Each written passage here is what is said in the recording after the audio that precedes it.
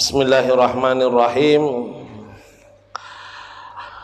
Assalamualaikum warahmatullahi wabarakatuh.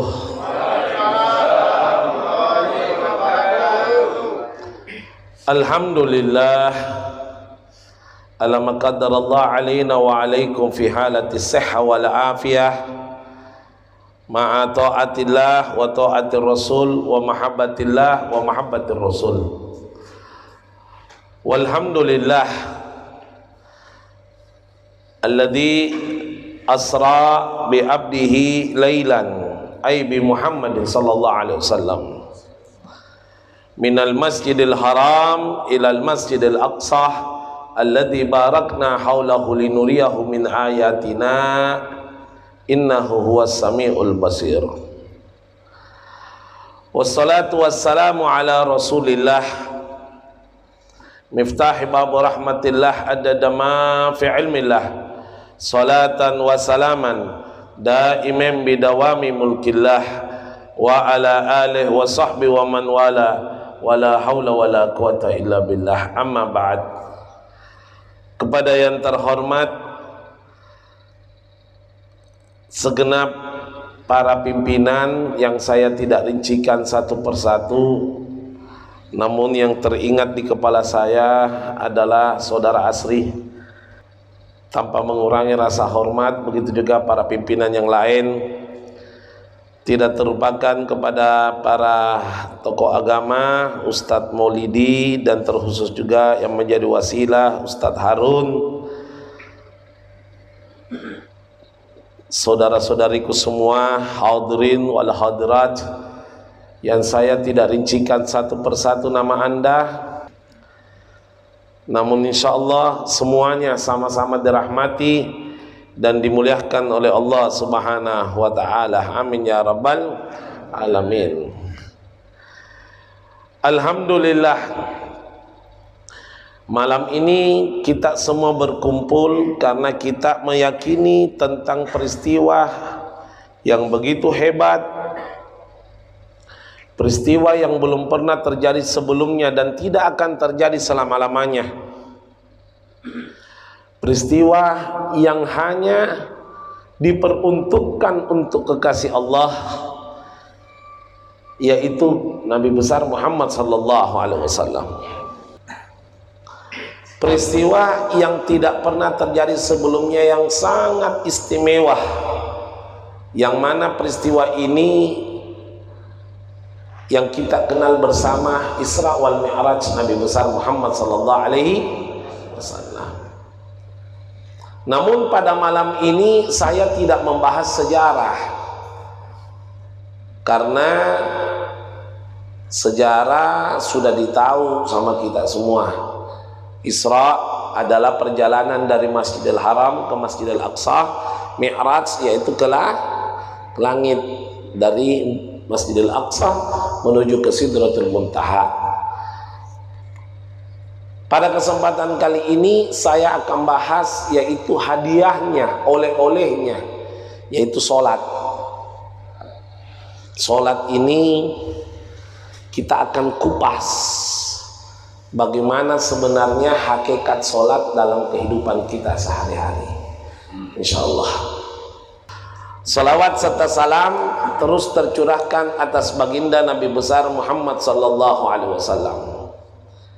Maaf kalau dengar nama Nabi maka seketika wajib baca, bukan sunnah loh, wajib.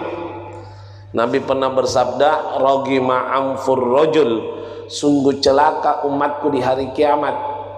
Siapa yang celaka? Man dzukirtu indahu falam yusalli alaiyah. Mereka yang mendengar nama Nabi Muhammad disebut tapi tidak mengucapkan sholawat kepada Nabi Muhammad SAW. Karena itu saya pertegas, mulai detik ini kalau dengar nama Nabi wajib baca sholawat. Hadirin al hadirat, ada oleh-oleh yang Allah kasih kepada Nabi Muhammad untuk hambanya, untuk umatnya Nabi Muhammad sallallahu alaihi wasallam, yaitu oleh-oleh sholat. Sahabat pernah datang sama Nabi, doakan saya supaya saya juga ditakdirkan melakukan Mi'raj. Apa jawabannya Nabi? La yatawagga ba'dih, tidak ada peristiwa setelahku, artinya nggak akan terjadi lagi selama-lamanya.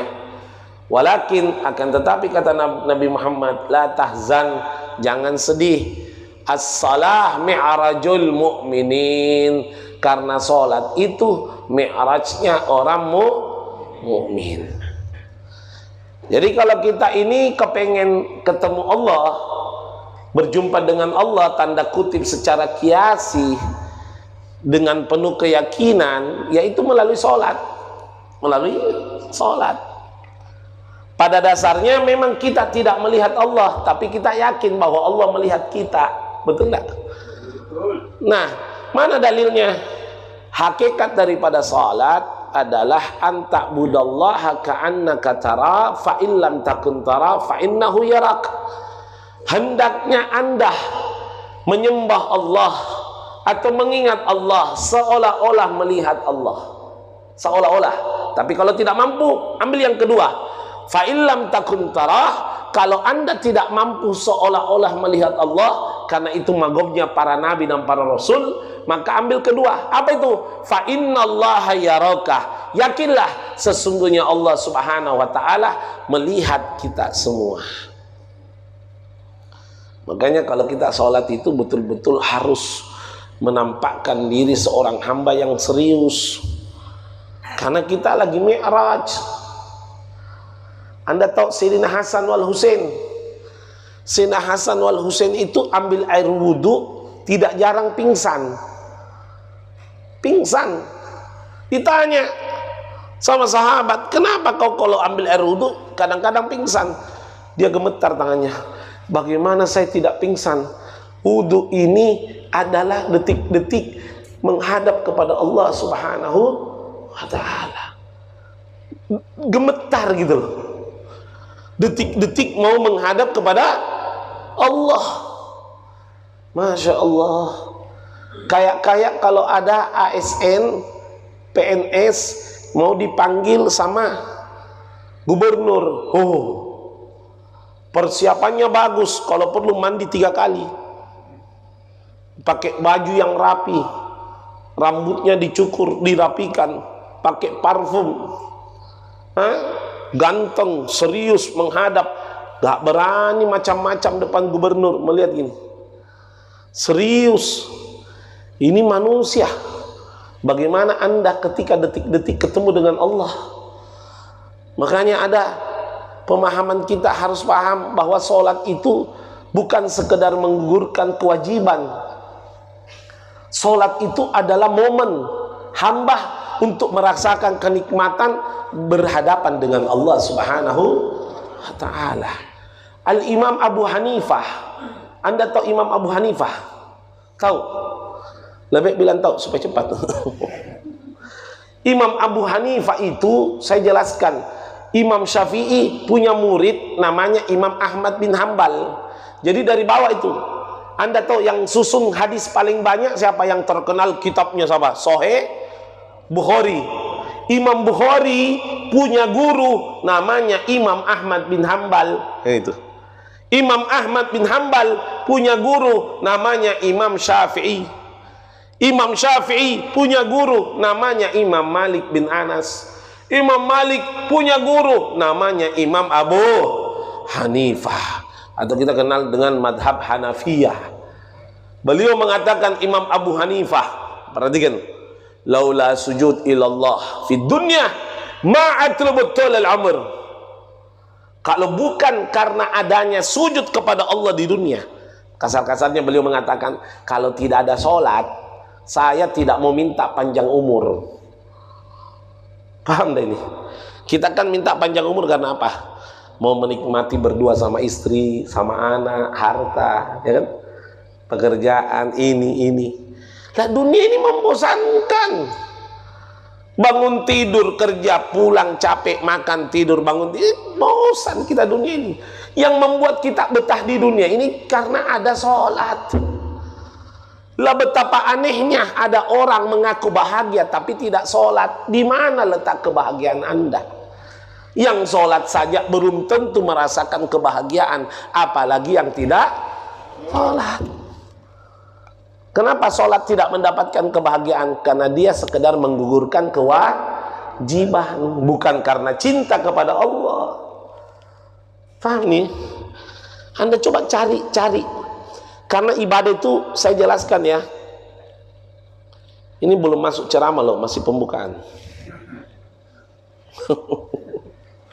Tapi saya bersyukur ya bisa hadir di sini berkat Ustadz Harun. Walaupun sebenarnya ada pertemuan penting di Makassar dihadiri oleh PLT Gubernur, Pangdam, Majen Andi Bobi, Kapolda Irjen Pol Yudiawan, Pak Wali Kota, kepala-kepala dinas provinsi, Kesdam, macam-macam dandim hadir semua di acara Kelaro Makassar. Tapi alhamdulillah saya lebih pilih datang di Kalimantan ini. Alhamdulillah. Kenapa? Karena di Makassar saya tidak diundang. Ya. Saya kan cuma bilang bertepatan ini malam ada acara di mana? Hadir semua pejabat provinsi. Saya tidak datang karena datang ke sini karena loh, Anda ini cendekiawan juga ya. Logikanya Masya Allah. Ngikuti ternyata. Tahan emosi ya. Masya Allah. Ya ini namanya sok terapi supaya tidak ngantuk ya. Nah, itu. Masya Allah. Ayo. Ini Anda kalau pahami ini sholat ini, ya Rabb. Anda kalau pahami ini sholat, betul-betul suatu hal kenikmatan yang belum tentu Anda bisa rasakan sebenarnya. Nanti saya bahas secara rinci. Namun sementara saya akan jelaskan. Sebenarnya ibadah itu Pak, kalau Anda mau tahu, itu butuh tahapan. Ibadah itu ada 3 tahapannya. 1, takalluf, dipaksa. Gak ada orang pertama kali ibadah langsung enak. Nggak ada. Misalnya ada preman disuruh tobat sholat, enaknya sholat, bohong itu. Nggak ada. Sholat itu nggak enak. Kena air muka, ya kan? Tunduk, sujud, ke masjid, capek itu sholat.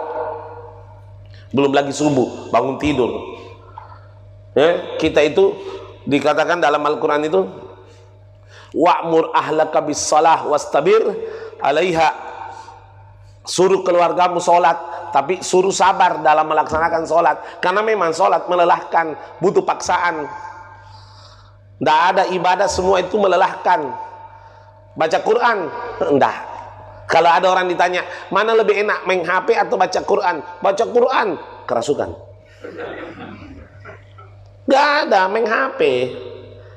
Iya. Mana lebih enak? Nonton film atau dengar ceramah? Nonton film. Nah, ini baru sehat. Iya, memang begitu kok. Minta maaf, Anda ini punya nafsu. Anda punya nafsu. Pasti cari yang menyenangkan. Minta maaf. Ya sudahlah, jangan dibohongi diri kita. Mana lebih enak, amal jariah atau belanja seenaknya? Ustadz, kalau saya amal jariah, itu keracunan itu. Paham tak? Tidak ada belanja. Cuma memang ibadah semua dipaksa. Semua dipaksa. Apa kata Nabi? Anakmu kalau 7 tahun tidak mau sholat, apa? Suruh. 10 tahun tidak sholat, pukul. Nah, pukul itu bukan paksaan. Pukul itu bukan paksaan. Paksaan itu. Anak santri ketinggalan 1 rakaat dicambuk 3 kali, 4 rakaat 12 kali. Sholat ikhlas karena Allah, nggak ada, terpaksa, takut dicambuk. Paham ya? Semua amal ibadah itu awal mulanya makanya kalau pemula jangan tanya ikhlas, nggak butuh ikhlas. Pemula nggak butuh. Habib, kalau saya sholat ke masjid nggak ikhlas, kalau di rumah ikhlas. Sudah ke masjid aja, biar nggak ikhlas nggak apa-apa. Nggak ikhlas nggak apa-apa. Tapi nggak ikhlas nggak apa-apa, urusan belakang. Yang penting paksa dulu. Paham ya? Ini paksa betul. Nah, lama-kelamaan kalau sudah dipaksa, sama kalau anak-anak. Kalau puasa setengah 2.000, puasa sehari 5.000. Itu kan dipaksa. Lama-kelamaan kalau sudah dipaksa, naiklah derajatnya. Ta'awud. Apa ta'awud? Terbiasa. Anak santri itu setengah 5 udah bangun semua. Kenapa? Terbiasa.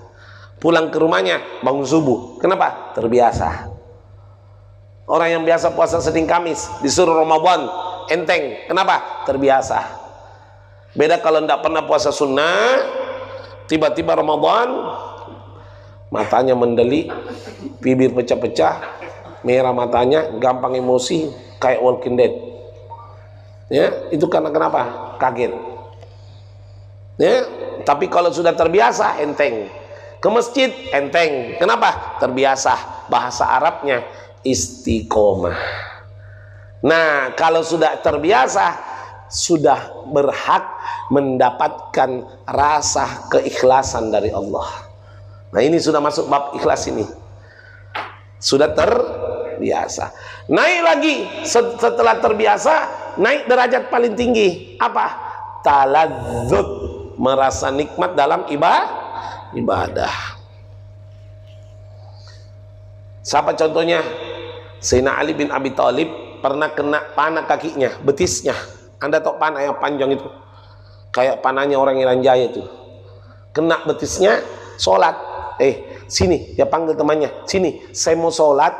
Kalau nanti saya sholat, cabut ini panah ya. Dalam sholat, Imam Ali. Iya. Sholat. Allah. Selesai sholat, salam. Dia marahi. Kenapa kau tidak cabut? Sudah. Oh iya ya. Sudah dicabut, tapi tidak terasa. Kenapa? Merasa nikmat dalam sholat. Dia sudah rasakan kenikmatan. Dia sudah rasakan kenikmatan.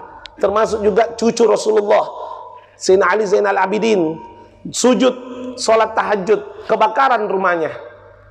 Setengah rumahnya terbakar, tetangga sudah habis. Begitu padam, didapat dalam keadaan sujud. Makanya dijuluki Zainal Abidin, yang kuat beribadah. Ya, beliau itu Masya Allah, sujud sampai terbakar rumahnya tidak terasa. Ditanya, kenapa kau tidak rasa rumahmu terbakar? Wallahi, tidak ada rasa panas karena nikmatnya sujud kepada Allah Subhanahu wa taala. Nah, kalau kita tidak salat, panas nah, sedikitnya kipas. Ini pengurus pelitnya. Oh, imam itu sok bagus suaranya, bagus panjangnya bacanya. Aduh, tidak ada perasaan itu. Kita kalau tarawih begitu kan.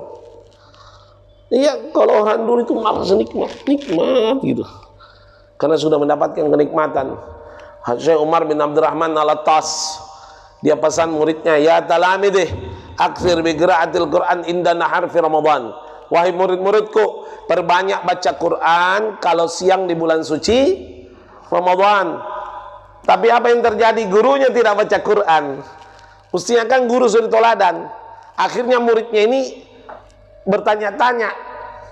Maaf ya, namanya karomahnya seorang ulama, dia bisa rasakan pertanyaan umatnya. Namanya kalau bahasa keagamaan itu kasyaf. Kasyaf itu mukasyif, tembus gitu. Jadi termasuk guru saya itu Habibana Taufik bin Abdul Qadir As-Segaf, sebelum belajar kitab Bulughul Maram, ada 30 murid yang masuk, kadang-kadang disuruh keluar 7 orang. Kamu keluar. Kenapa? Yang disuruh keluar belum sholat duha. Ditahu, belum sholat duha, kamu keluar. Ditahu itu. Ditahu semua, keluar. Saya waktu itu pernah satu kali lupa sholat duha, berdoa saya, Allahumma astur uyuban, Allahumma astur uyuban, Allahumma. Akhirnya saya waktu itu tidak disuruh keluar. Setelah pelajaran, apa dia bilang? Sekali lagi kau berdoa, tetap saya suruh keluar. Padahal saya berdoanya dalam hati, tidak pakai tangan. Paham tidak? Itu namanya mukasyif. Nah, dia panggil gurunya, muridnya, kamu saya undang makan buka puasa ya di rumah saya, khusus kamu, undangan spesial. Akhirnya diundang, dikasih setelah sholat maghrib di masjid, dikasih makan, minum enak, sudah makan, sudah. Nah, Kamu penasaran ya, kenapa saya tidak baca Quran kalau siang? Malu muridnya. Iya Syekh. Kamu tahu? Iya, gurunya baca. Bismillahirrahmanirrahim. Lau anzalna hadzal Qur'ana ala jabalin la ra'aitahu khashi'an. Baca Quran ini. Sebegitu selesai, diambil liurnya sedikit. Buka mulutmu. Dibuka, dikasih coba. Ya Syekh, ma hadza ahla minal asal. Apa ini? Lebih manis dari madu. Kata syekhnya, itulah yang saya takutkan. Saya tidak berani baca Quran siang-siang. Kenapa? Kalau saya baca Quran, air liurku Allah rubah menjadi cairan lebih manis dari madu. Saya takut telan menghilangkan rasa hausku, sehingga mengurangi pahalaku di hadapan Allah. Lihat itu, baca Quran, air liurnya dirubah menjadi madu. Kenapa? Sudah dapat derajat, dia lewati itu istiqomah, tembus menjadi taladzut, nikmat. Beda kalau kita baca Quran, liur saya mana ya? Ya kayak dehidrasi. Itu kalau kita baca Quran kan minum sedikit-sedikit, minum kayak habis main bola, paham itu? Masya Allah, orang-orang dulu itu begitu. Ada satu orang di Makassar, orang Sengkang, Sulawesi Selatan itu Sengkang, Wajo. Puasa sunnah Senin Kamis 50 tahun lebih. Saya kaget. Haji, jangan kita terlalu paksakan kalau tua, sakit. Apa jawabannya? Nah Habib, kalau saya tidak puasa, itu langsung lemes badanku semua. Jadi kapan saya Kemis tidak puasa, Kemis sampai Senin, lemes badan saya. Umurnya sudah berapa? 80 tahun lebih. Kita tidak puasa kayak sakaratul maut. Lagi 5 menit buka puasa. 4 menit setengah. 4 menit 20 detik. 3 menit. Ditunggu kan? Iya kayak tahun baru. 8, 7, 6. Hore. Kita kalau puasa gitu ya. Ini tidak. Dia nikmati. Kenikmatan dia dapat. Ada satu hamba Allah. Perempuan. 94 tahun. Orang Sidrap. Bapaknya jenderal. Maaf anaknya jenderal. Nama anaknya Syahrudin Jafar. Brigadir jenderal. Pensiun. Anak mamanya 94 tahun. Hatam Quran 15 kali dalam sebulan. Bagaimana itu? Satu hari 15 juz. Satu hari 15 juz. Saya tanya, Puang, orang Bugis itu dipanggil Puang. Puang, enggak capek jika itu terlalu banyak? Apa jawabannya? Habib, nak Habib, kalau saya enggak baca Quran itu kepalaku sakit, badanku juga enggak enak. Kok agak mirip sama kita ya? Kalau kita baca Quran malah demam semua. Kayak itulah, karena memang ibadah itu butuh proses, dipaksa, terbiasa, merasa nikmat.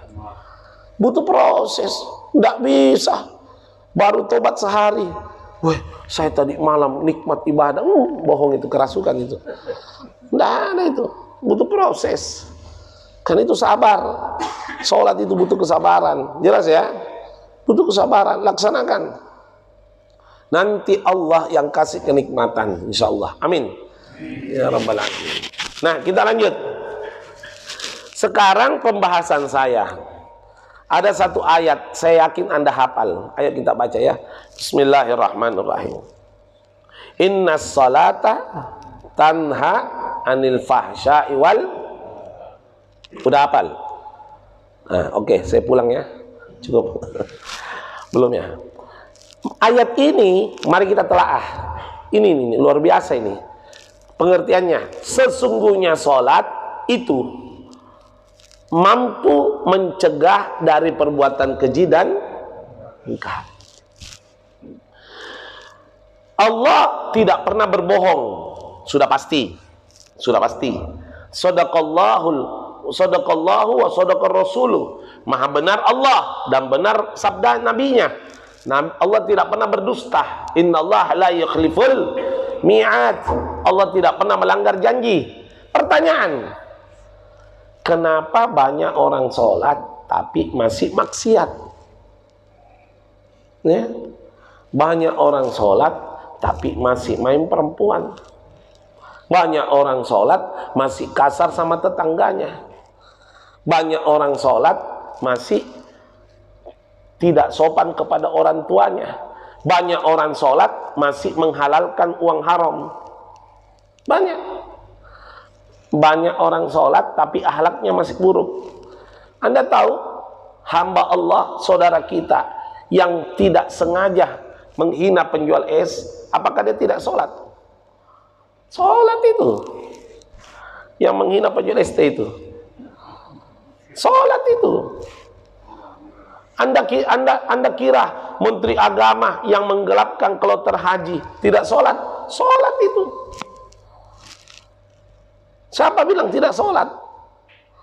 Anda kira pimpinan partai yang kena kasus minyak goreng dilindungi Jokowi kemarin sholat itu? Sholat semua itu. Subhanallah. Sholat itu luar biasa, sholat semua. Lah pertanyaan pertama, kenapa itu bisa terjadi? Ada kemarin Ustadz 2017, tahun 2017, gara-gara curhat anggota majelisnya berzina dengan anggota majelisnya sendiri. Padahal anggota majelisnya punya suami. Ustadznya tidak sholat. Sholat. Loh, kok bisa? Bukan kok bisa, bisa kok. Jangan dibalik-balik ini. Itu ada di Banjar kemarin. Kalau Anda ikuti berita, pimpinan pondok pesantren kiai mencabuli 40 santrinya. Sholat itu. Ada itu. Anda tidak ikut ya? Cari, coba berita. Sholat itu.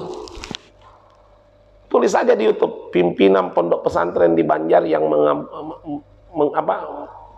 skandal seks kepada muridnya. Ada, sholat itu. Tidak mungkin tidak sholat. Mana ini fungsinya ini? Ayo, paham maksud saya? Coba perhatikan baik-baik.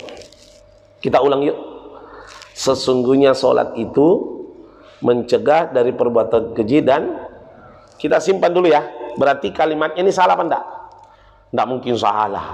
Kalau Anda katakan Al-Quran salah, Anda menjadi Ahok yang kedua. Enggak mungkin salah, pasti benar. Betul ya? Mari kita telaah. Ini yang bunyi nih. Ini AC, air conditioner. Perhatikan. AC ini saya tulis kalimat ya. Ini perhatikan kalimat saya.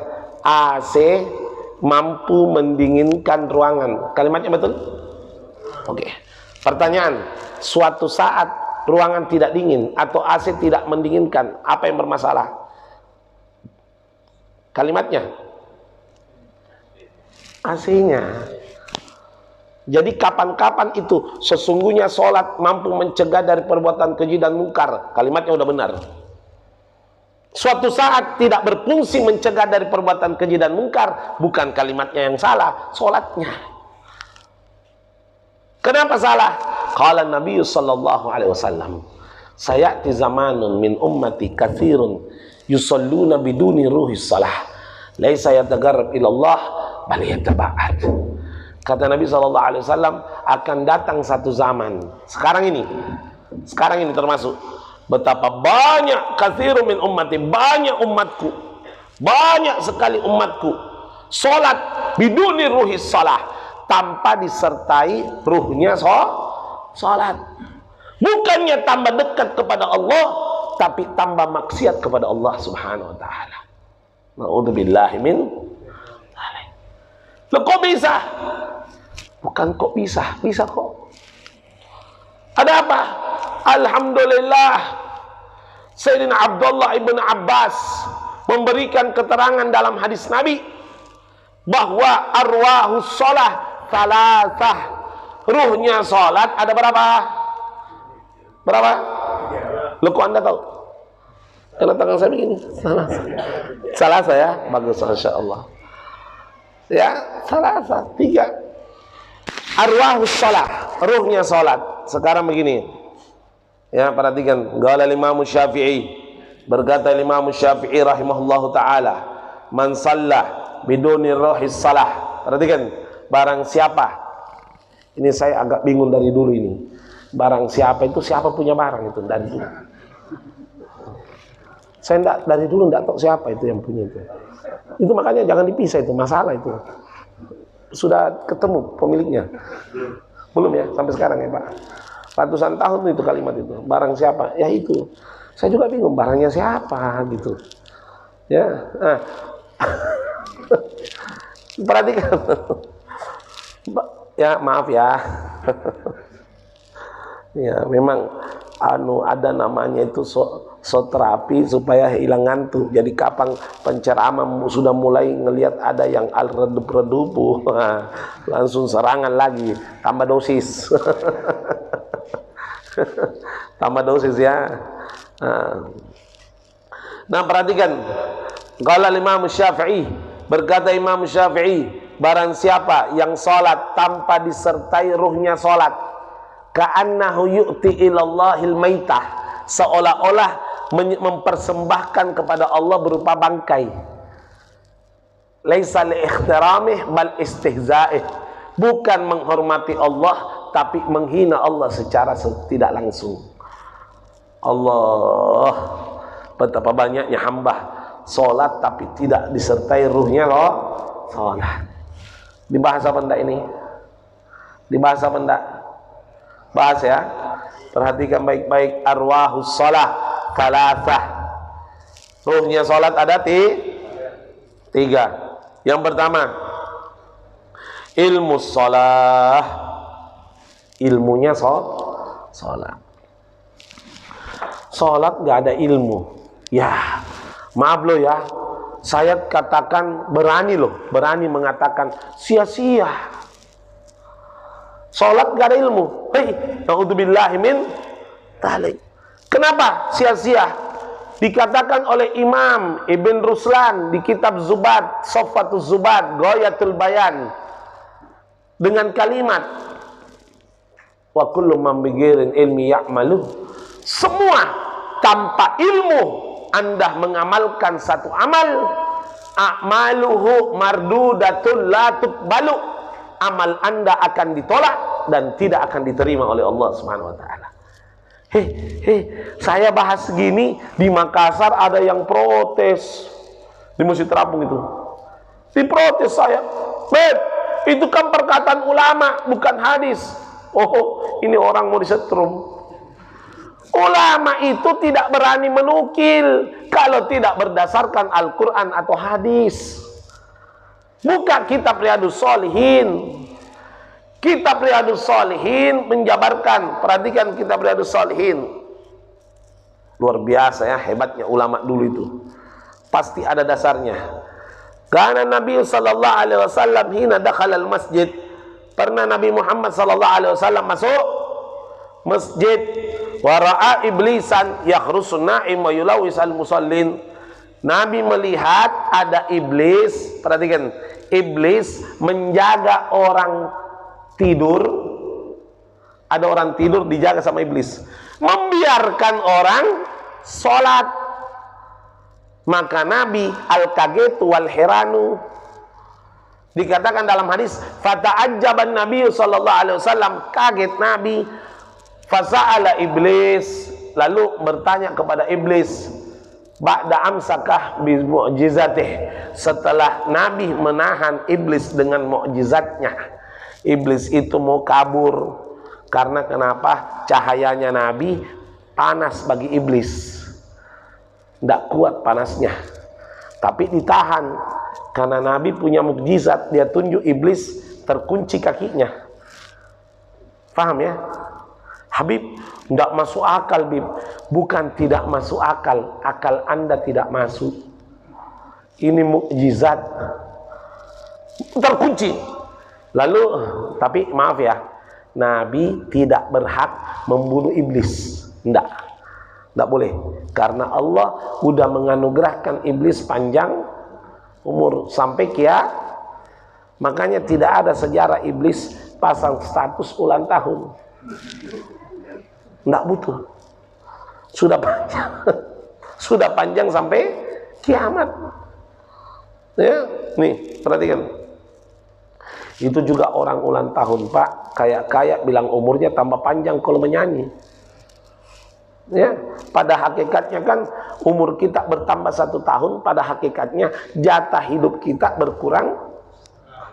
Pada hakikatnya. Jadi lagu panjang umurnya mau diganti. Hampir mati. Itu saya kadang-kadang menyanyi panjang umurnya. Logika tidak masuk. Kenapa bisa panjang? Lah tambah tua kok. Ya kan? Nah itu. Nah, akhirnya Nabi bertanya, ya iblis, iblis, limada tahrusun na'imat lawis al-musallin. Kenapa kau jaga itu orang tidur, kau biarkan orang sholat? Mestinya kan iblis ganggu orang sholat. Faqala iblis, berkata iblis, samihni ya Rasulullah, maafkan saya Rasulullah, hada na'im al-alim, ini orang tidur, orang berilmu, naumuhu thawab, tidurnya saja sudah dihitung pahala. Sekedar informasi ya, tidurnya orang alim dihitung pahala.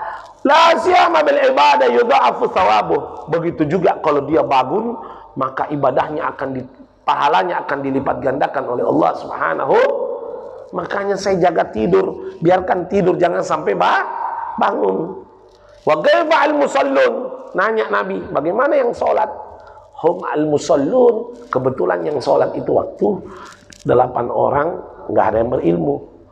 Hum al musallun al jahilun walau yusalluna al farakaat lam yatakabbaluna thawabahum. Mereka yang sholat itu orang bodoh, walaupun sholat 1000 rakaat tidak akan diterima pahalanya oleh Allah. Minta maaf loh ya. Ini apa ini? Makanya jangan segan-segan belajar ilmu fikih. Ustaz siapa namanya? Ustaz Maulidi. Ustaz. Manfaatkan para tokoh agama yang ada di sini, minta ya, Ustaz tolong ajari kami fikih. Jangan gengsi, ustadznya lebih mudah. Nah ini bukan masalah lebih mudah, ini masalah bidang masing-masing. Anda tahu silet? Silet, pernah lihat silet? Silet itu tajam apa enggak? Tapi tidak mampu dipakai potong pohon kelapa. Ya, lah kapak tajam enggak? Pohon kelapa aja disikat, betul enggak? Tapi tidak mampu dipakai potong kumis.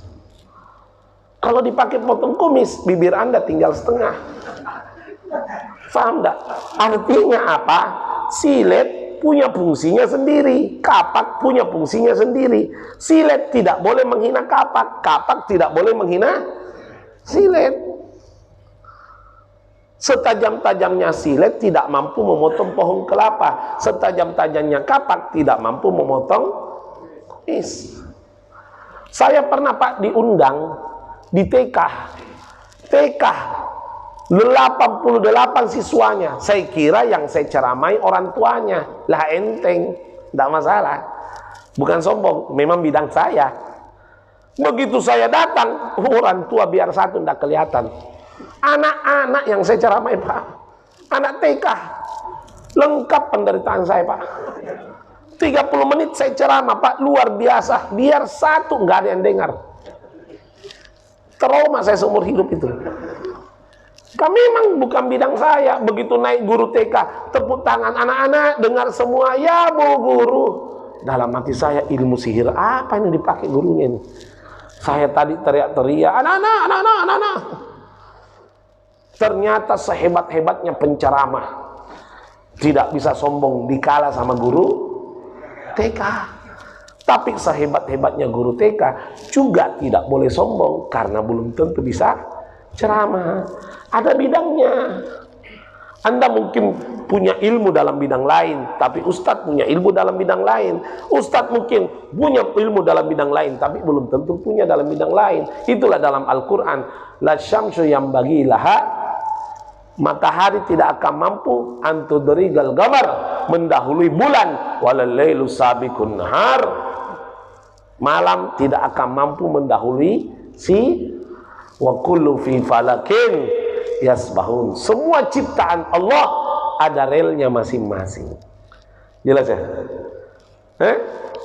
Habib nih baca kitab lancar, terjemah Quran bisa, hadis bisa, ceramah bisa. Suruh kerja busi, tempatnya busi motor sampai sekarang saya tidak tahu. Paham dah? Businya motor itu tidak tahu di mana tempatnya. Saya pernah meletus ban mobil saya, ada dongkrak lengkap alat, tidak bisa saya buka. Kata anak saya, "Abah, kenapa tidak dibongkar?" "Takut nak, nanti jadi apa namanya ini sesajen ini mobil ini. Kalau saya baca-baca kaget orang nanti."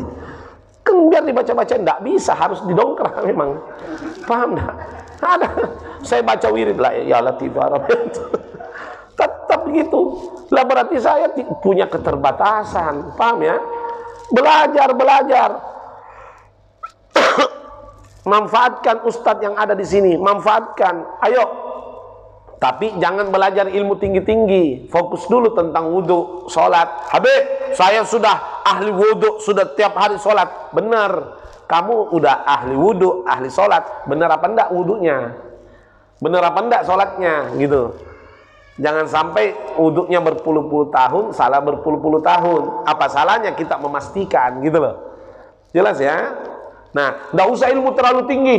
Ustadz, jangan dikasih ilmu terlalu tinggi. Jangan sampai dikasih muridnya ilmu bisa terbang, enggak bisa turun. Itu rumit itu. Dikasih muridnya ilmu bisa hilang, enggak bisa kembali. Lah kasus itu. Paham enggak?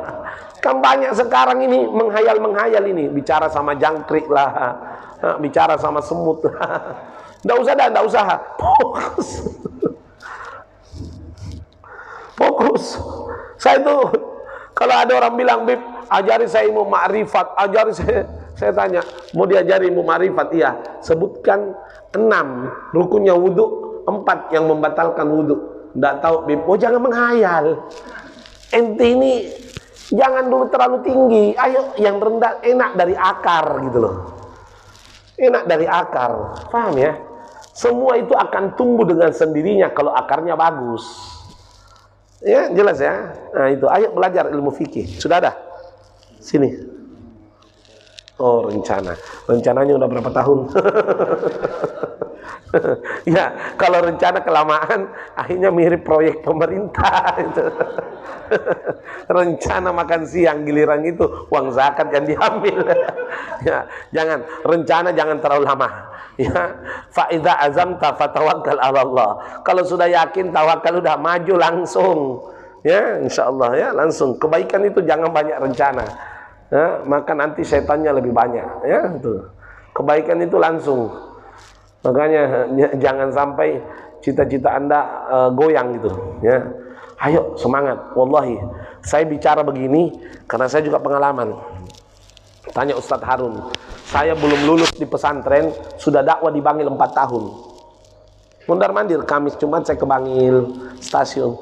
Alhamdulillah, Masya Allah, orang yang tidak sholat menjadi rajin sholat dan lain sebagainya. Alhamdulillah. Nah, itu dakwah itu harus betul-betul. Kalau ulamanya semangat, umat belum tentu semangat.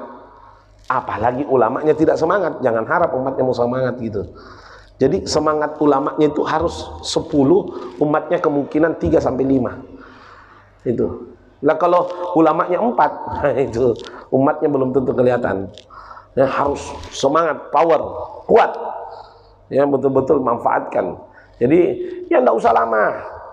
Misalnya maghrib isya 20 menit. Ya, enggak usah lama. Nanti tanya jawab kalau mau, dimanfaatkan. Manfaatkan, wallahi manfaatkan. Ya, semangat. Saya itu keliling, saya tempat-tempat tunanetra. Saya keliling di tempat tunanetra. Kenapa tidak pernah ada pengajian? Enggak ada anggaran, Bib, dari tunanetra. Oh ya sudah, saya datang tiap minggu di sini. Enggak pakai dana. Nanti kue kotaknya saya bawa juga. Nah, kami memang dakwah itu harus semangat. Harus semangat, karena kapan ilmu yang kita miliki tidak manfaat, bumerang nanti di hari kiamat. Ilmu yang kita miliki tidak manfaat, bumerang di hari kiamat. Fal alimu, orang alim berilmu, bil ilmihi, dengan ilmunya, lam ya'malan, dia tidak mengamalkan, mu'adzabu min qabli ubadil wasan, nanti di hari kiamat akan diazab oleh Allah sebelum Allah menyiksa penyembah berhala. Itu orang alim yang tidak mengamalkan ilmunya, lebih dulu disiksa sebelum penyembah berhala. Na'udzubillahi min dzalik. Ayo, mungkin AC-nya mau diturunkan dulu karena ada sebagian yang sudah membeku. Nah, saya lihat sudah, iya, agak dingin ya. Ya, diturunkan AC-nya, enggak apa-apa. Yang bisa nyetel AC itu Wahyu. Kipasnya dikurangi juga. 27 enggak apa-apa. Normal Indonesia 27. Kipasnya yang tinggi tuh mungkin. Ini di belakang saya juga 2 PK ini. Anda tidak sadari penderitaan saya dari tadi. Ya, sudah bunyi. Ah, itu bunyi-bunyi apa itu? Yamannya bunyi. Oh ya, ternyata Ustadz lebih cepat menyelamatkan saya ini. Ya, dingin itu enak, tapi kalau dingin berlebihan juga siksaan. Ya, saya dulu itu orangnya paling kuat dingin saya. Karena kan orang gemuk itu pelapisnya tebal. Jadi saya suka ejek istri saya, apa kau itu masa AC tidak kuat dingin. Begitu berangkat Madinah, pas suhunya 4 derajat, saya tidak kuat dingin, istri saya kuat. Dibalik kena kualat saya. Ya itu Masya Allah. Orang gemuk itu kan memang ada lapisannya, tapi makanya orang gemuk juga itu kelebihannya banyak. Kelebihannya orang gemuk banyak. 1, kelebihan berat badan. Yang kedua, orang gemuk itu insya Allah lebih dulu masuk surga daripada yang kurus. Maaf ya, yang kurus masuk juga agak lambat sedikit. Karena kenapa? Nabi pernah bersabda, awwalu mayyadda'i ilal jannah atkala fi waznih. Yang duluan dipanggil masuk surga yang paling berat timbangannya.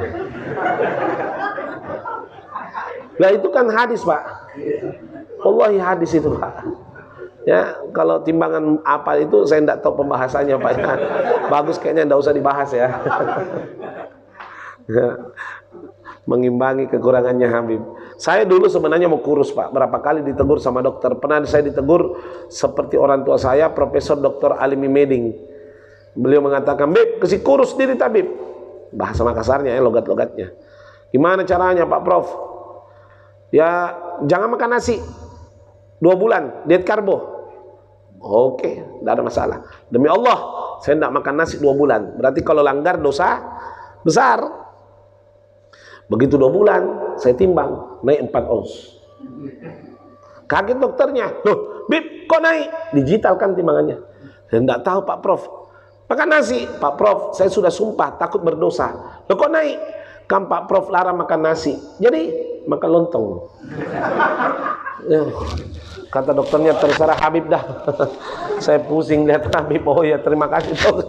Mengundurkan diri dokternya. Ya, orang gemuk memang susah dinasehati. Saya kalau makan tidak pernah banyak, selalu sedikit. Cuma banyak kali. Buktinya tadi malam di mes cari mie di dapur tidak dapat. Masya Allah. Saya lihat dulu CCTV, tidak ada CCTV, aman baru lewat. Kayak mau maling gitu. Paling kalau saya sudah ambil mie, saya bilang sama Harun kurangi amplopnya ongkos mie supaya halal. Tapi tidak dapat. Jadi ya mudah-mudahan tidak jadi dikurangi. Canda ya, canda Pak.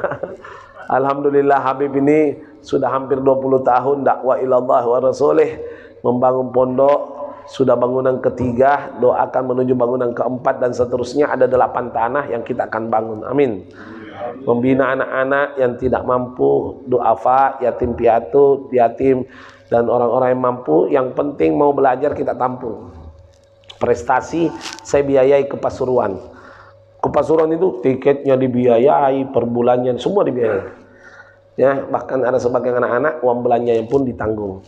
Karena kenapa? Jangan alasan ekonomi terhalangi haknya untuk mengenal ilmu agama Allah Subhanahu wa ta'ala. Ya, insyaallah. Nah, ada santri saya itu tidak sampai 10 bulan hafal Quran 30 juz.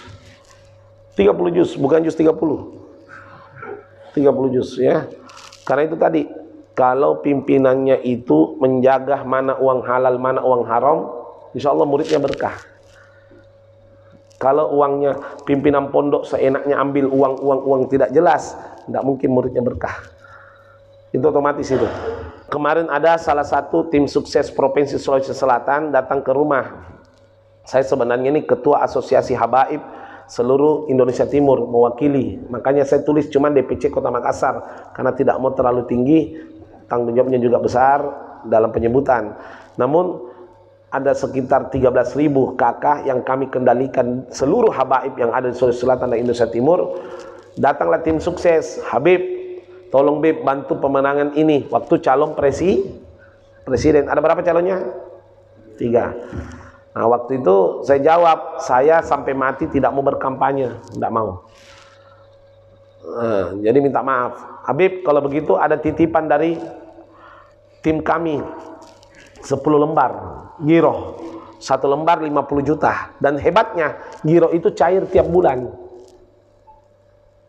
Ada memang limit pencairannya, waktunya. Saya telaah, kenapa tiap bulan harus cair? Saya hitung-hitung, bulan 4 2013 dia bawa uang, bawa lembar.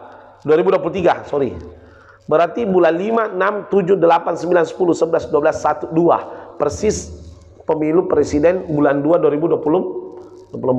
Persis. Oh, dia mau ikat saya tiap bulan ini ceritanya. Jadi saya jawab, sudah, sumbangan saya terima. Sumbangan diterima. Tapi dengan satu syarat. Simpan ini uang. Nanti bulan 3 setelah pemilu, antarkan ini uang. Paham maksudnya? Kan tidak boleh dilarang dilarang orang dihalangi orang menyumbang, tidak boleh. Saya bilang simpan, setelah pemilu antar. Alhamdulillah sejak bulan 3 2024 sampai bulan 1 tidak ada antarannya sampai sekarang. Ya kan? Karena itu artinya tidak ikhlas. Tidak pernah ngantar. Saya WhatsApp tidak dijawab. Assalamualaikum Haji, gimana kabarnya? Tidak ada. Nah, itulah pertanda ulama harus berhati-hati. Jangan dibeli, karena ulama bukan miliknya partai, ulama miliknya umat. Ya, saya kemarin ini ada sahabat saya, Bib, HP-nya Bib, saya beli.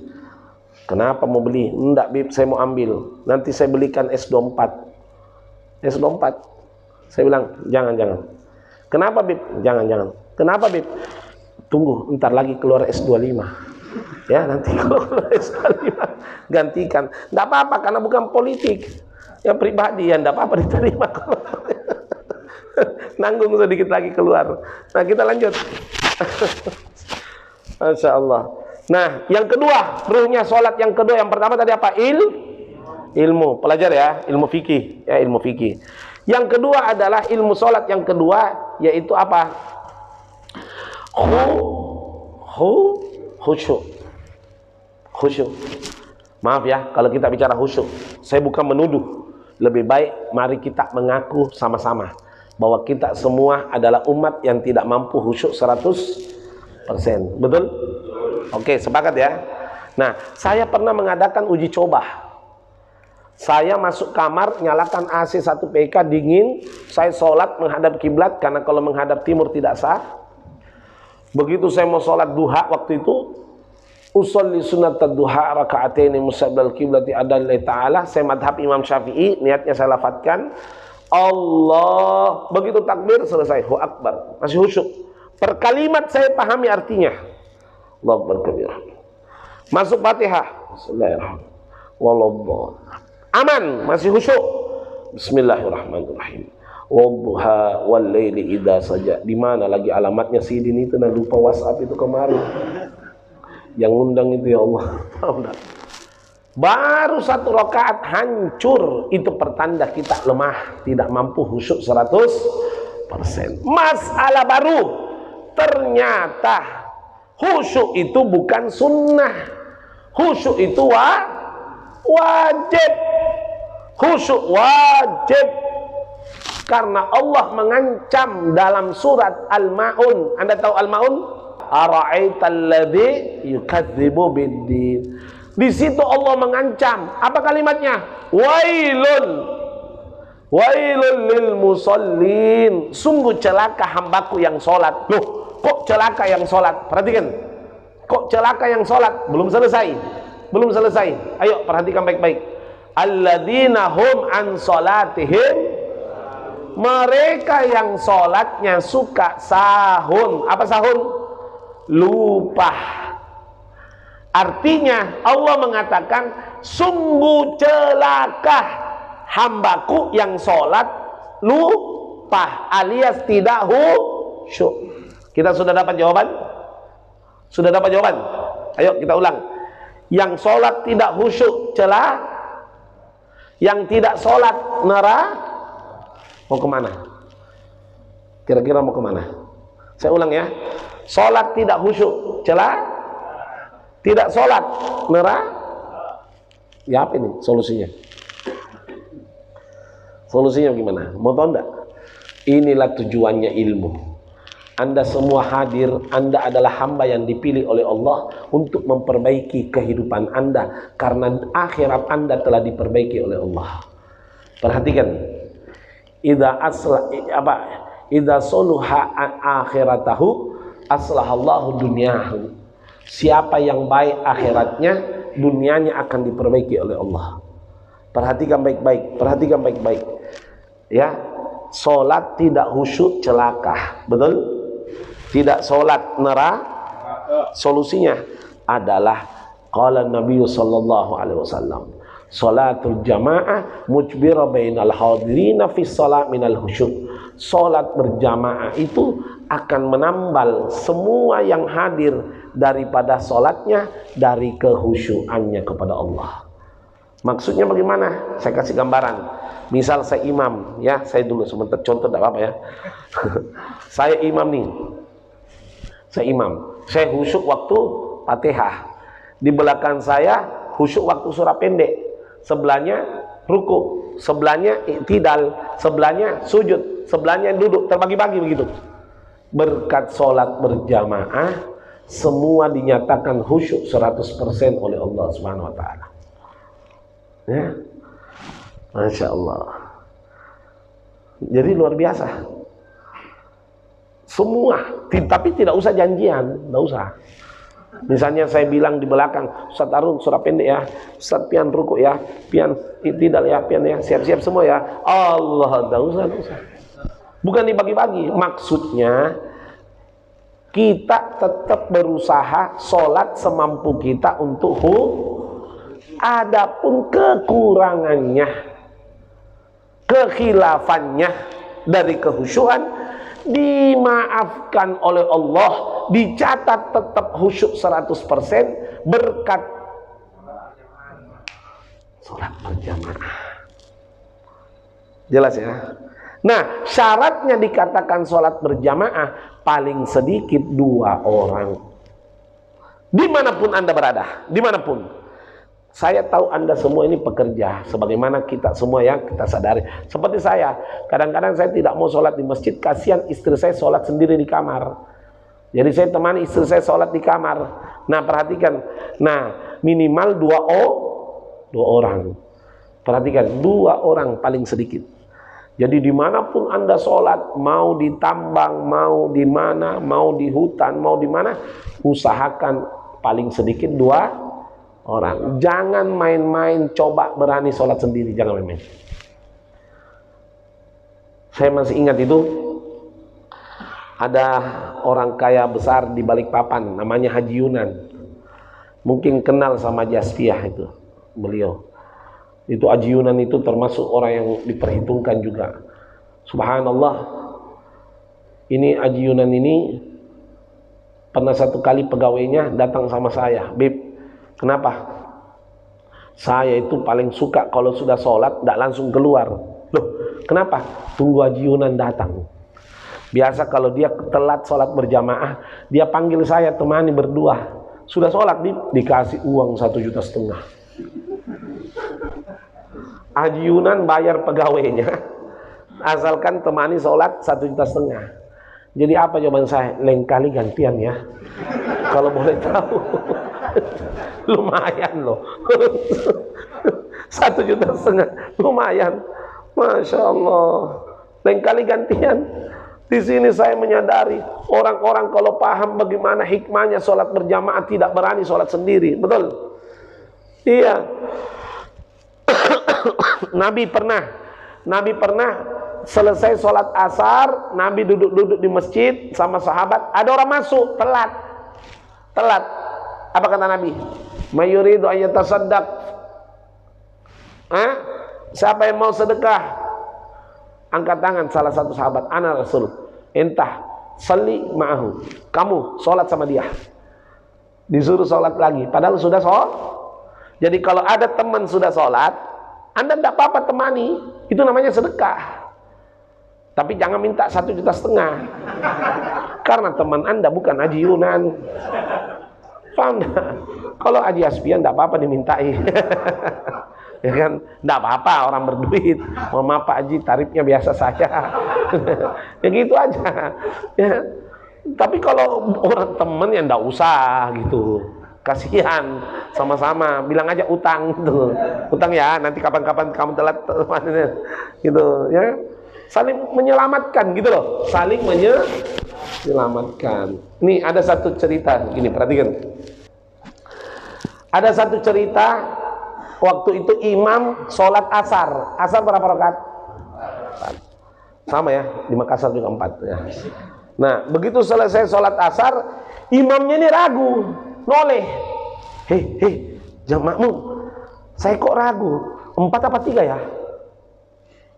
Jadi ada makmum angkat tangan, jangan khawatir Pak Imam. Kenapa? Saya juga ragu. Khawatir itu namanya. Jadi tidak ada yang tahu, siapa yang ingat 4 atau 3? Tidak ada. Semua ragu. Nah, kan pernah terjadi tuh 4 apa 3? Waduh, selesai sholat, bukan tengah-tengah sholat. Kalau tengah-tengah sholat 4 apa 3, maka wajib ditambah 1. Mana alal akal, ambil yang paling sedikit. Paham ya? Kalau tengah-tengah sholat 3 atau 4, 3 atau 4, berarti 3. Kalau ternyata di hari kiamat 5, dimaafkan. Tapi mustahil 3, karena sudah pasti antara 4 atau 5. Kalau 5 dimaafkan. Beda kalau makan coto Makassar, ketupatnya Anda ragu 3 atau 4. Nah itu ambil paling banyak. Karena kalau lebih jadi sedekah, kurang jadi tidak mungkin gitu. Ya beda ya. Nah ini siapa yang ingat 4 apa 3? 4 apa 5? Apa benar rakaatnya nih? Tidak ada yang angkat tangan. Semua. Ada satu di ujung angkat tangan. Imam, saya. Kenapa? Kurang 1 rakaat. Masya Allah, ini orang berarti khusyuk. Sini nak, maju sini. Mudah. Kenapa kau yakin? Yakin Pak Imam. Apa dasarmu? Pak Imam, saya ini pekerja berdagang di toko. Jadi saya suka menghayal kalau sholat. Rakaat pertama saya keluar rumah ke pasar. Rakaat kedua saya buka toko. Rakaat ketiga saya layani pembeli. Rakaat keempat saya tutup toko pulang. Lah ini kok toko saya belum tutup udah salam. Saya yakin kurang 1 Pak Imam. Akhirnya diulang. Karena satu orang yang juga tidak khusyuk tapi kreatif. Satu masjid tidak khusyuk. Paham enggak? Hancur semua. Allah, tidak ada ya. Tapi itulah, memang sekarang saya mau tanya, apa sih takbiratul ihram? Apa takbiratul ihram? Takbir yang membuat sebelumnya halal menjadi, itu takbiratul ihram itu. Berasal dari kata ahrama yuhrimu ihraman. Ayo perhatikan. Ingat istri, halal. Ingat orang tua, halal. Ingat bisnis, halal. Ingat keluarga, halal. Ingat masalah, halal. Sebelum sholat. Begitu takbir, semua yang halal, tapi kenyataannya nggak gitu. Kenyataannya ingatan kita datang pada saat sholat. Maaf loh. Ada dulu orang bingung. Hilang kunci saya. Sudah saya cari 3 hari tidak dapat. Iya, gitu kah? Iya. Coba kau sholat sunnah 2 rakaat. Sholat sunnah. Allah. Sudah saya dapat kunci saya. Terima kasih. Gara-gara kau. Dia ingat langsung. Memang kita ini manusia biasa. Betul apa enggak? Makanya jangan sok-sok biar sholat sendiri sah. Yang ngapain berjamaah? Hehehe, benar sah unyil. Tapi sah belum tentu diterima. Beda itu. Sah sama diterima itu beda. kalau sah memenuhi syarat-syarat rukun-rukun ilmu fikih. Tapi diterima berjamaah, harus khusyuk untuk menyelamatkan Anda. Jelas sampai sini? Masih bisa tambah? Halo? Kok mukanya kayak gini semua? Lanjut tambah terus. Sayang loh kalau nomor 3 tidak ditambah ini. Nomor 3 tambah apa terus? Sudah capek? Saya yang capek. Anda yang dengar saya yang ceramah. Canda loh ya. Perhatikan. Yang ketiga adalah sholat yang ketiga bagus, ikhlas. Apa itu ikhlas? Fi'lu kulla syai' li ajlillah, melakukan segala sesuatu karena Allah. Tiap hari kita sebutkan dalam sholat, inna sholati, sesungguhnya sholatku, wa nusuki, ibadahku, wa mahyaya, hidupku, wa mamati, matiku, lillah rabbil, untuk Allah Maha Tuhan semesta alam. Pertanyaan, apa ciri-ciri ikhlas? Anda tahu ciri-ciri ikhlas? Mau? Satu aja, ciri-ciri ikhlas. Anda kepengen tahu apakah Anda ikhlas atau tidak? Gampang. Ikhlas ciri-cirinya, alamatul ikhlas yash'ur ni'mah fil ibadah. Merasa nikmat dalam ibadah. Saya mau tanya, jangan tersinggung. Sholat apa yang dinamakan setelah Isya di malam Ramadan yang 20 rakaat atau 8? Apa namanya? Tarawih. Nah, setelah Anda sholat tarawih, apakah itu 8 atau 10? Setelah Anda sholat, Anda kembali ke mes atau pulang ke rumah, enak enggak rasanya? Setelah sholat di rumah, enak enggak? Setelah Anda melakukan sholat Isya, Anda lanjut ba'diyah, Anda tarawih, pulang ke rumah, lega enggak? Enak enggak? Enak enggak? Itu berarti Anda belum ikhlas. Karena enaknya Anda setelah sholat. Karena ikhlas itu merasa nikmat dalam ibadah. Kapan-kapan Anda merasa nikmat selesai melakukan perbuatan, maaf ini, jangan tersinggung. Selesai melakukan pekerjaan, Anda merasa nikmat, berarti kerjaan itu beban. Pasti itu. Paham ya? Saya kasih contoh. Saya pernah, istri saya sakit, saya bilang, nanti saya cuci piring. Kata istri saya, jangan abah, nanti murid-murid di atas. Enggak apa-apa, sekali-sekali saya ambil sunnah Nabi, pernah cuci piring kalau istrinya sakit. Apa yang terjadi? Saya ingat terus, piring kotor. Saya harus nonton berita. Begitu selesai cuci, lega. Berarti beban. Berarti saya ini kurang ikhlas. Kalau ikhlas itu merasa nikmat ketika melakukan ibadah. Ada satu contoh, ada orang tidak makan pagi, siang tidak makan, sore tidak makan, malam tidak makan, jam 10 malam dikasih nasi goreng, dia makan. Enak enggak? Ikhlas enggak? Ikhlas, karena enak. Paham ya? Paham? Berarti kita ini ibadah masih kurang ikhlas. Jangan tersinggung. Masih kurang ikhlas. Anda tanya ibu Anda, atau ibu-ibu Anda tanya, Bu, jangan cucikan baju anak Anda. Enggak apa-apa, Beb, enggak capek kok, enak. Enak dia cucikan anaknya. Kenapa? Karena ikhlas. Beda kalau sebaliknya, anak cucikan baju mamanya, belum tentu ikhlas. Ibu masakkan anaknya, nikmat itu, ikhlas. Betul? Bapak-bapak cari uang untuk keluarga, walaupun capek masih tetap semangat. Itu karena Anda ikhlas. Maaf ini. Nah, sekarang solusinya ini, sebelum saya tutup dengan doa. Bagaimana cara supaya saya bisa nikmat gitu loh. Supaya saya bisa ikhlas. Dengarkan baik-baik. Kalau Anda kepengen ikhlas, maka caranya ada 2, yaitu apa? Pertama, ahbib al-amir, cintai yang memerintahkan. Yang kedua, ahbib al-ma'mur bih, cintai jenis perintahnya. Yaitu yang pertama dulu, cintai yang memerintah. Sekarang begini. Anda mengaku cinta kepada Nabi Muhammad? Mengaku cinta kepada Nabi Muhammad. Kalau Nabi Muhammad hadir sekarang, lalu Nabi Muhammad mengatakan, apa namanya tempat tadi malam saya nginap?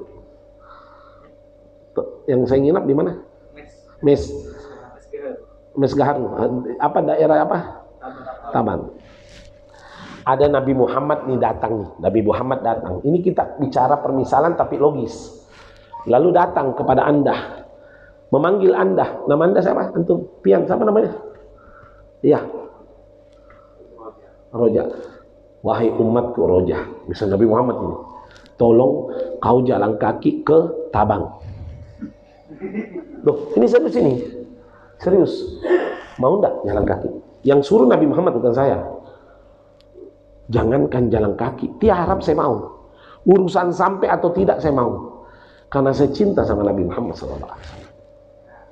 Paham nggak di sini? Dan inilah yang terjadi di zaman sahabat. Waktu perang Handak. Anda tahu perang Handak? Perang Handak itu perang melawan keturunan Bani Israel. Waktu itu ada usulannya anak angkatnya Nabi Muhammad, Salman Al-Farisi, membuat parit.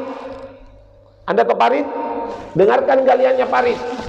4 meter lebar, 4 meter dalamnya, 4 kilometer panjangnya. Ini tidak pakai ekskavator ini, tidak.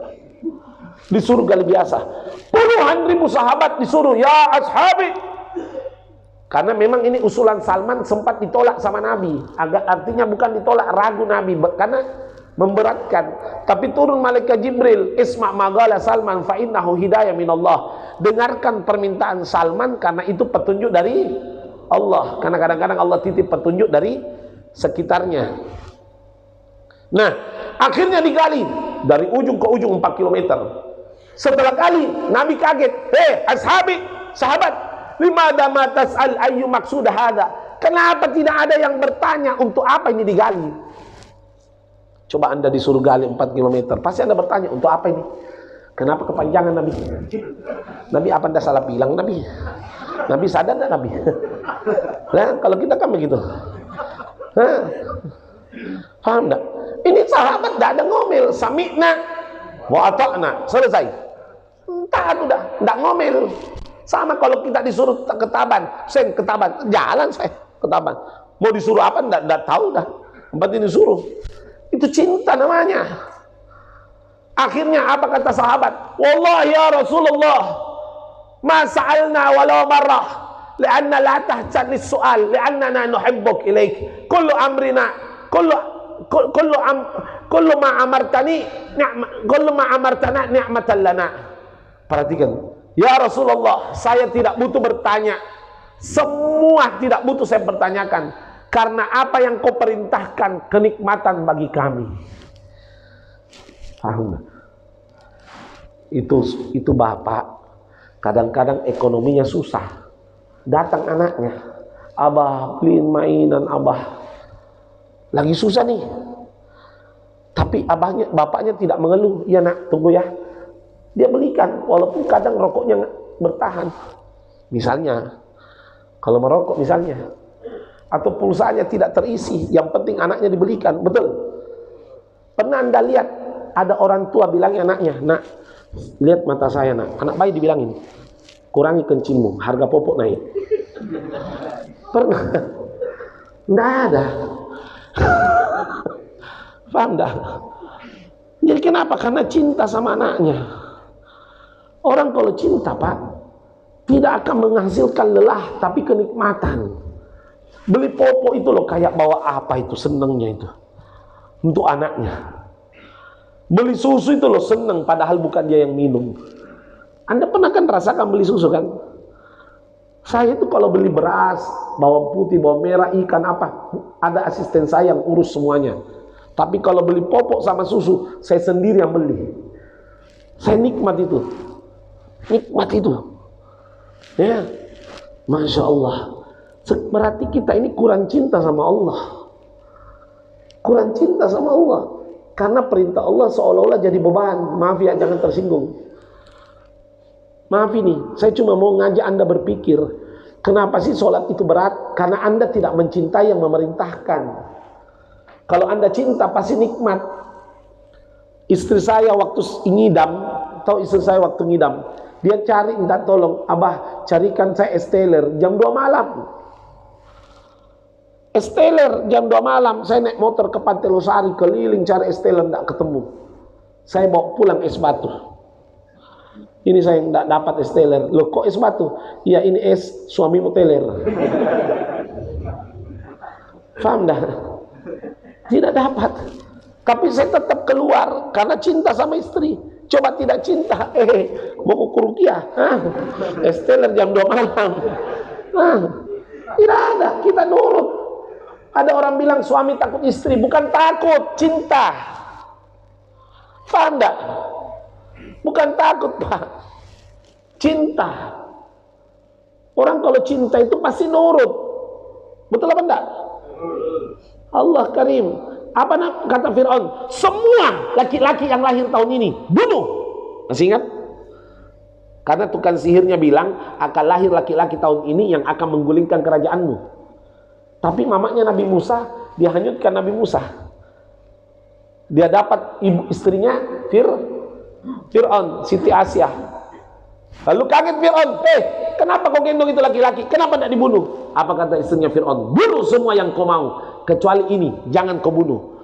Nurut tak sama istrinya? Nurut tak? Takut? Fir'aun kalau mau dia cincang istrinya jadi nugget, bisa.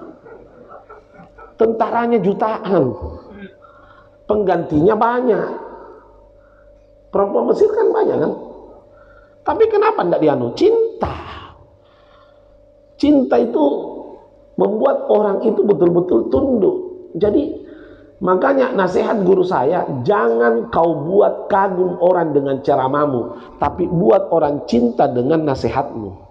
Kalau sudah cinta pasti nurut. Orang kalau cinta sama Allah, nikmat itu sholat. Betul apa enggak?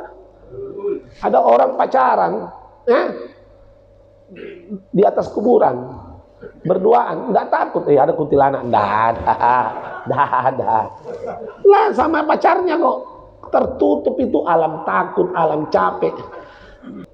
Ya, itu.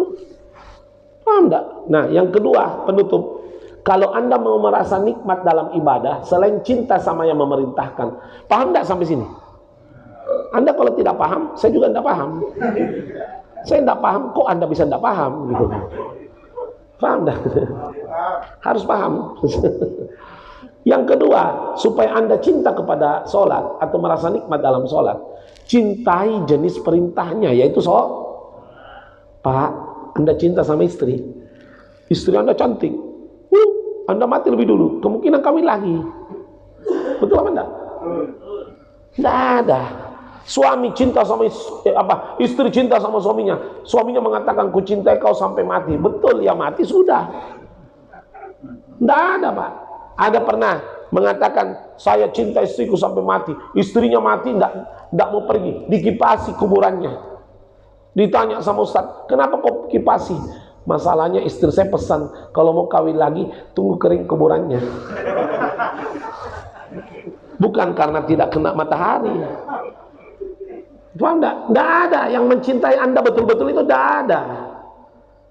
Cinta yang murni itu cuma dua, kepada Allah dan Rasulnya. Itu yang murni. Enggak ada yang murni, cinta enggak ada yang murni. Akan goyang dengan pengaruh, betul? Lalu kenapa alasan kita tidak mau cinta sama sholat, sedangkan itu nanti yang mendampingi kita di hari kiamat? Yang mendampingi kita di samping kubur itu cinta itu, sholat itu. Anda kalau cinta kepada sesuatu tidak capek, tidak percaya? Saya kasih gambaran sedikit, boleh? Boleh. Saya pernah lewat samping rumah teman, lagi main catur. Teman ini kalau main catur kadang 5 hari. Iya, kadang 5 hari. Serius ini, ditunda sampai besok, dipoto gitu. Saya duduk kadang-kadang setengah jam, duduk sebentar. Apa semua kau lihat? Hitam putih kayu. Ada apa kau semua ini? Dalam hati saya, kalau saya mencatur tidak goyang 2 menit saya bongkar. Tapi dia tidak, dia nikmati. Apa kau lihat? Tidak ada gambar, tidak ada suara. Ya itu gitu.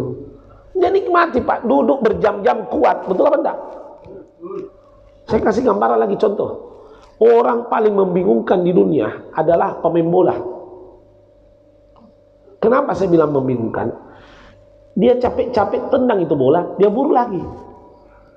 Capek-capek dia buru, udah dapat nih, mestinya bawa pulang, ditendang lagi. Untuk apa kau buru kalau mau tendang? Capek diburu, didapat, lah mestinya bawa pulang, ditendang lagi.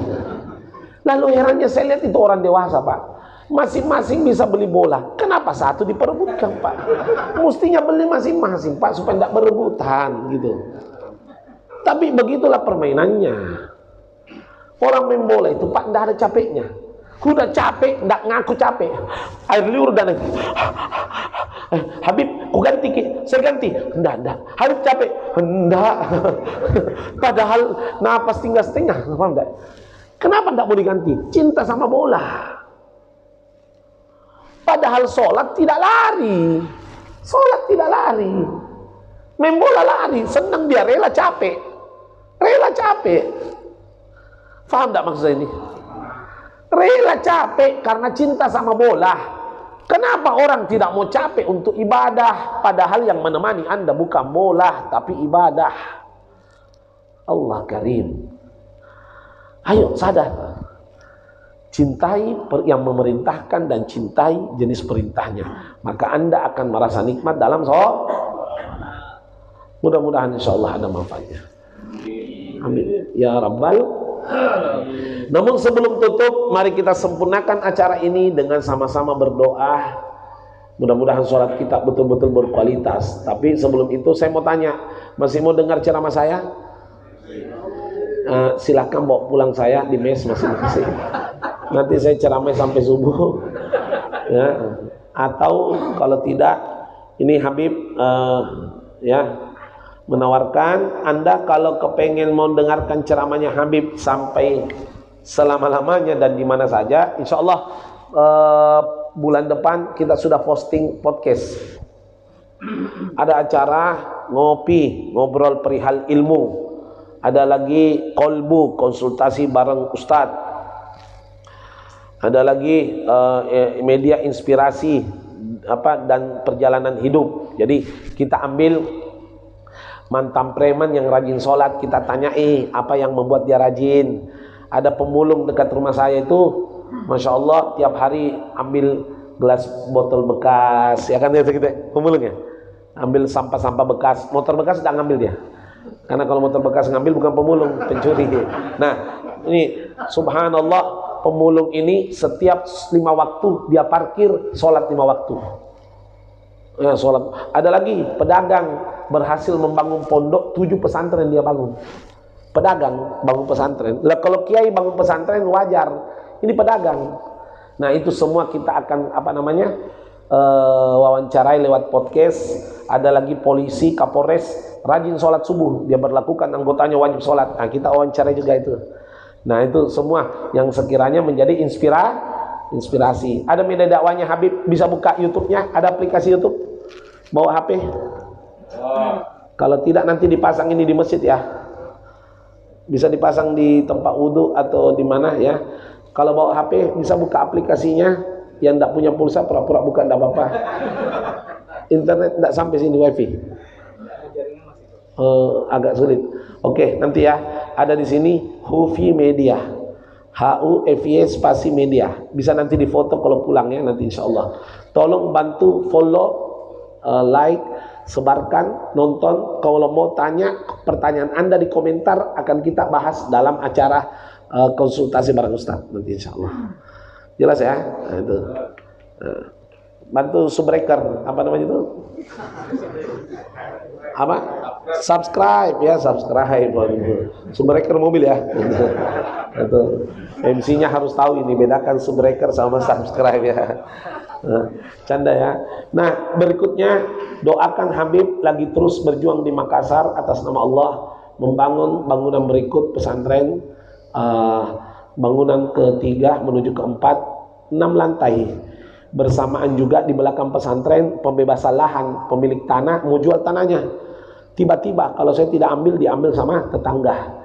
sangat buah si malakamah, tidak diambil salah, diambil juga masih beban dalam membangun. Habib paksakan harus ambil supaya ke depan pesantren bisa diperluas demi untuk masa depan umat Islam, anak-anak bisa belajar dengan baik insyaallah.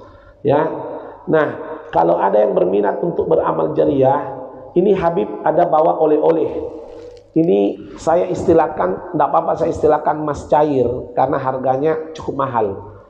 Ini 1 kilo 8.700.000. Nah, kita jual per 6 mili. Ini 6 mili gahru harganya 50.000. Tapi Anda jangan berpikir mahal. Anda sama halnya titip amal jariah dapat hadiah parfum mahal. Bisa dipahami? Keuntungannya parfum ini untuk amal jariah. Ya, jelas ya? Yang putih kasturi putih. Nih kasturi putih nih. Insya Allah sangat luar biasa. Anda bisa taruh di sajadah kalau mau sholat, rasanya harumnya luar biasa. Habib kenapa mahal? Ada yang murah, 17.000 1 liter minyak goreng. Ya itu. Namun ini parfum lain daripada yang lain. Ini asli gahru non alkohol. Ini parfum kalau Anda pakai baunya Anda hilang, baju Anda yang hilang. Ini coba, ini bahaya nih. Hati-hati. Bau udah hilang, baju hilang. Kalau dijemur sembarangan, harum itu. Ya, paham ya? Itu namanya iklan ya. Jadi iklannya harus yang tidak masuk akal gitu. Supaya daya tariknya bagus. Ya, kayak makan apa? Bembeng, ada yang suka dingin, ada yang tidak gitu kan. Nah, Habib, saya tidak bawa uang. Ya memang, karena ini bukan pasar, ini masjid. Anda bisa, caranya banyak. Lewat kiris boleh. Ini Alfamart kalah ini. Habib, kalau kiris tidak ada, transfer. Nih, transfer ke rekening yayasan pesantren. Ada 5 bank, BSI, BRI, BNI, BCA dan Mandiri. Ya, lengkap. Habib, kalau tidak transfer, ya tidak apa-apa. Nanti di hari kiamat saya tunggu. Jembatan Sirat begitu lewat, saya goyang jembatannya. Gawat. Ya itu, canda ya. Ini jangan pakai menghayal ini. Ini ya jelas ya. Mari kita sama-sama. Sekali lagi, bukan untuk Habib, niatkan untuk amal jariah Anda masing-masing, utamanya orang tua Anda. Sekali lagi saya sampaikan, Anda bantu tidak bantu, pesantren ini tetap berjuang. Perbedaannya satu, apakah Anda terlibat atau tidak di situ. Jangan sia-siakan kesempatan yang belum datang kedua kalinya. Ini udah pasti demi nama baik orang tua saya, dan saya bersumpah atas nama Allah digunakan untuk agama Allah Subhanahu wa taala. Jelas sampai sini? Mari kita tutup doa. A'udzubillahi minasyaitonirrajim. Oh ya, ada yang mau ambil ini supaya saya tidak kembalikan 2, nanti bayar di luar ya. Kalau mau transfer juga bisa. Oh, sebelah sana. Oke, sebelah utara ya. Ayo Wahyu, dibawa nak. Ini nanti untuk mengurus masjid ya. Ustaz ya, minta tolong ya. Sudah ada double tipnya, tinggal dicabut baru dipasang ya. Insyaallah. A'udzubillahi minasyaitonirrajim. Bismillahirrahmanirrahim. Alhamdulillahirabbil alamin. Allahumma shalli wa sallim ala sayyidina Muhammad wa ala ali sayyidina Muhammad. Allahumma ya Allah, Engkau yang Maha mengetahui ya Allah segala kebutuhan hajat kami, masalah kami, urusan kami di dunia maupun di akhirat. Kabulkan segala hajat kami di dunia maupun di akhirat.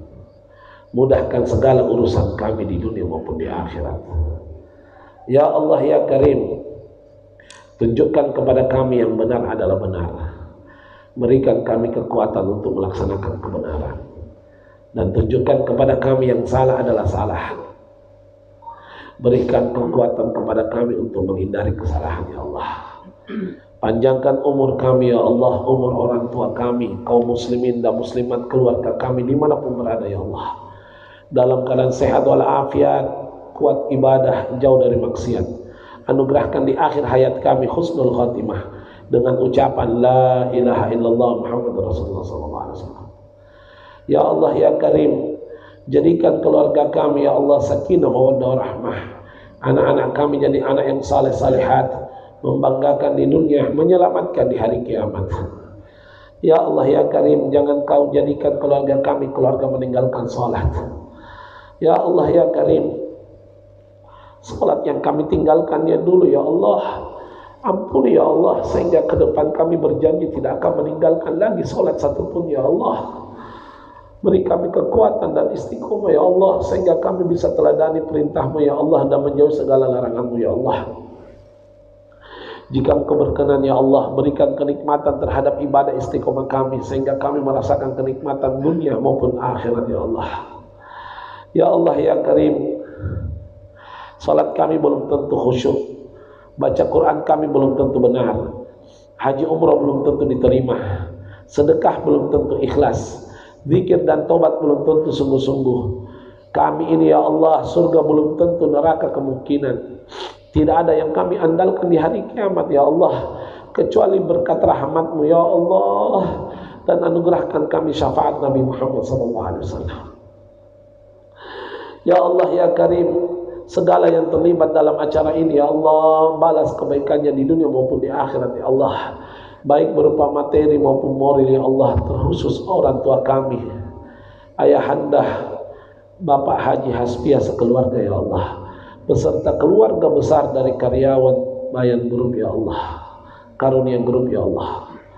Ya Allah ya Karim, kami juga bermunajat kepadamu ya Allah, jika acara ini berpahala, kami niatkan untuk ayahanda dan ibunda kami, sebab mereka lah kami bisa beramal saleh, sebab mereka lah kami bisa mengenalmu dengan bisikan adzan ketika kami lahir ya Allah. Ya Allah ya Karim, ekonomi kami ya Allah tingkatkan lebih baik dari sebelumnya ya Allah. Lebihkanlah rezeki kami ya Allah dari yang kami butuhkan, sehingga kami bisa berbuat baik di jalan-Mu ya Allah.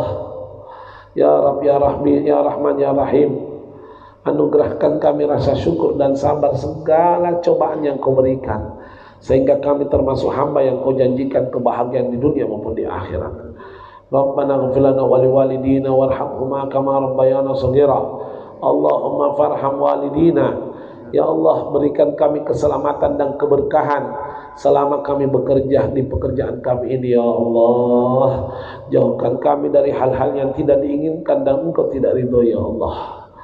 Rabbana atina fid dunya hasanah wa fil akhirati hasanah wa qina adzabannar. Wa sallallahu ala sayyidina Muhammadin wa ala alihi wa sahbihi wa sallam. Walhamdulillahi rabbil alamin. Bismillahil Fatihah.